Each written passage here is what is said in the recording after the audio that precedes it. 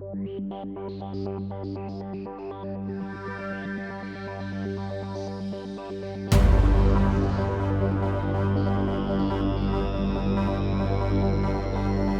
경희 피레타니원의 강재춘 원장입니다. 날씨가 계속 추워지고 있습니다. 감기 항시 조심하셔야 됩니다.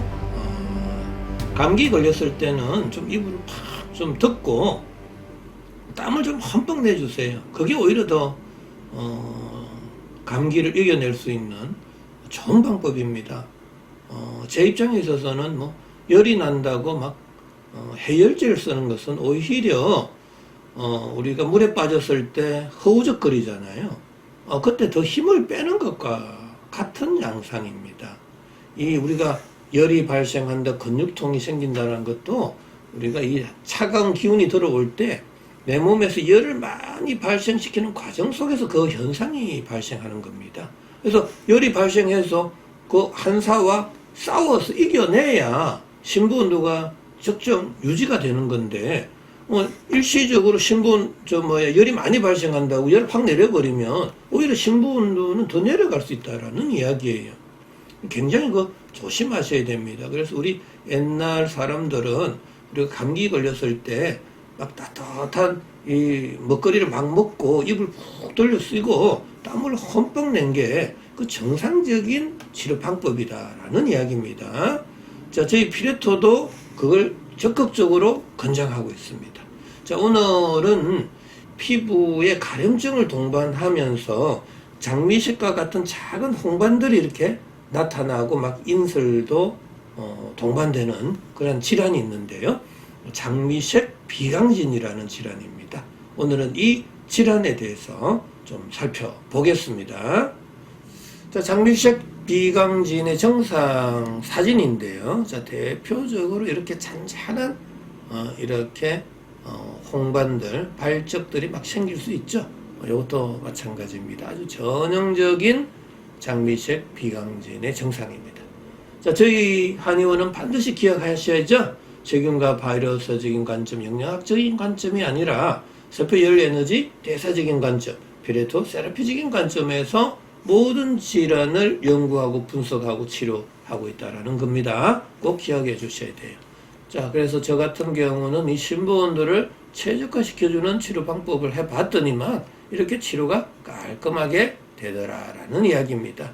치료 사례는 정말 많습니다. 자, 그러면은 이 장미색 비강진을 설명하기 전에 저 같은 경우는 반드시 모든 질환은 세포의 손상으로부터 시작이 되고 세포의 손상에 의해서 반드시 심부온도, 뇌를 포함한 오장육부 온도가 내려가게 된다라는 이야기예요. 그럼 오장육부 온도가 내려가면 내가 살기 위한 몸부림이 시작이 되는데 그 몸부림의 현상 중에 이 네 가지 생존의 법칙이 생길 수 있다라는 이야기예요. 이는 반드시 생긴다라는 또 이야기예요. 그래서 첫 번째로는 모공이 닫힌다. 땀 분비는 줄어든다. 자, 피부 온도는 상승한다. 그 다음에 표면 장력은 약해지고 억력이 강해진다. 이 네 가지의 생존의 몸부림, 생존의 법칙, 이거는 반드시 기억하셔야 됩니다. 장미색 비강진에 있어서도 이러한 현상들이 거의 대부분 다 나타남을 임상에서 확인을 했습니다. 자, 그러면은 이 장미색 비강진의 정의부터 한번 살펴보겠습니다. 자, 홍반 가려움증을 동반하는 구진 인설성의 급악읍성의 피부질환이다. 자, 양방은 항시 그 질환을 정의할 때 그 대체적인 정상의 특징들이 나타나잖아요. 자, 그걸 위주로 정의를 내리고 있습니다. 저 같은 경우는 심부온도의 저하로 피부온도가 상승되는 과정 속에서 인설, 가려움증 등을 동반하는, 당연히 홍반도 동반되겠죠. 구진 인설성의 피부질환으로 이렇게 정의를 내리고 있습니다. 원인으로는 현재 아직까지 서양의학에 있어서는 불명확하다라는 거고요. 그 이외에도 약간 감염설이라든지 면역설 등이 가설로서 제기는 되고 있습니다. 하지만 왜 뭐 우리가 홍반이 발생하고 인설이 되고 가려움증이 되고 막 이런 다양한 증상들이 왜 발생하는지는 모르고 있단 말이죠. 하지만 저희 피레토에 있어서는 원인을 신부온도에 저하다라고 보고 있어요. 그럼 신부온도가 저하되면 피부온도는 올라가는 거잖아요. 당연하게. 그럼 피부온도가 올라가는 과정 속에서 우리가 발열성의 증상, 홍반, 또 가려움증, 뭐 인설 이런 주된 증상들이 많이 나타날 때 우리는 장미색 비강진이다 이렇게 보고 있는 거죠. 그래서 발생 원인을 저희들은 신부온도의 저하로 피부온도가 상승되어 발생된 것으로 보고 있는 거죠. 뭐 이해는 너무나 쉽습니다. 자, 그러면은 이 대체적인 증상은 어떠한 것들이 있는지 한번 살펴보겠습니다. 자, 원형, 타원형의 홍반이 생기는 거죠. 인설, 소양증을 동반한다. 자, 홍반은 왜 생긴다고요? 그거 꼭 기억하셔야죠. 홍반은 왜 생겨요? 왜 또 동글하고 이렇게 원형이나 타원형이 생기죠? 꼭 세균과 바이러스가 들어가면 꼭 원형과 타원형이 잘 생기나요? 그렇지는 않습니다. 저 같은 경우는 이제 세포가 손상을 받으면은 열이 이렇게 쏠린다 그랬잖아요. 그럼 열이 쏠린 부위에 피부온도는 올라가거든요. 그러면 이때 우리가 이제 항상 높은 에너지 준위에서 낮은 에너지 준위로 이렇게 엔트로피가 증가하게 되잖아요. 그럴 때 원형이나 방사선, 타원형을 이렇게 보이는 거죠. 에너지가 이렇게 퍼질 때. 자, 그러면서 홍반을 동반하게 되는 거죠. 거기 온도가 올라갔기 때문에. 자, 그리고 인설이 동반하는데. 왜 인설이 동반된다고요? 모공이 다쳤으니까. 그럼 모공이 장기간 다치면은 각질 세포 간의 점착성이 줄어들고, 그때 인설, 각질, 비등과 같은 탈락성의 증상이 생길 수 있다라는 이야기고요. 자, 소양증은 왜 동반되죠? 모공이 다쳤다잖아요. 모공이 다쳤으니까 열이 방출이 안 되니까 강제열을 빼내는 거죠.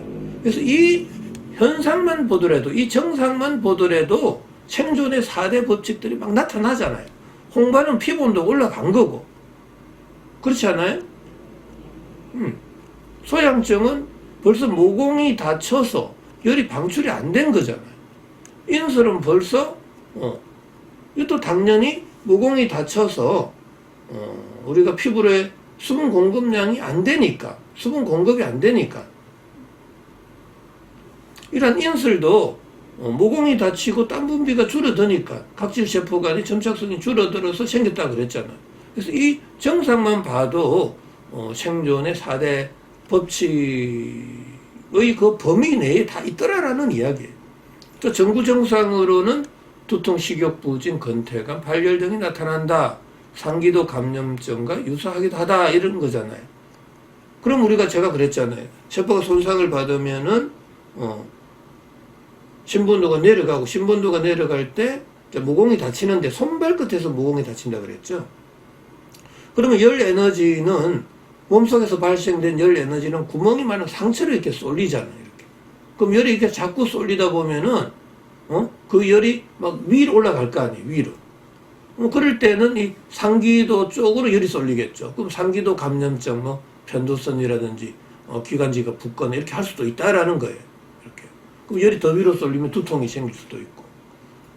당연히 이제 신부온도가 낮아질 때는 단위 시간당, 단위 면적당 열 발생량이 순간적으로 많아지거든요. 그때 또 발열 증상이 생기고, 그때 나른해진다라는 이야기입니다. 순간적으로 이제 신부온도 올라갈 때는 이제 식욕이 또 떨어지게 되는 거죠. 이런 증상들 너무나 이해하기 쉽지 않습니까? 자, 남자보다 여자에게 흔하며 15에서 한 40세 때 가장 많이 빈발한다. 대체적으로 여자가 신부온도가 잘 내려가는 경향이 많습니다. 뭐 생리 전후에도 또 내려갈 수도 있잖아요. 소수 또는 거의 모든 병변이 융합하여 말초 부위로 퍼지면서 7일에서 10일간 지속되고 6에서 8주 내에 소실된다. 뭐 이런 경우도 있지만은 또 만성적으로 가는 경우도 굉장히 많습니다. 뭐 반드시 장미색 비강진은 빨리 낫는다라는 생각을 가지시면 안 돼요. 빨리 원인이 제거될 때 근본적인 치료가 될 수 있다는 이야기. 자, 오늘은 여기까지 간단하게 좀 설명을 드리겠습니다. 다음 시간에는 이제 발생 기전과 궁금증에 대해서 또 설명을 이어가겠습니다. 자, 건강한 하루 되시기 바랍니다.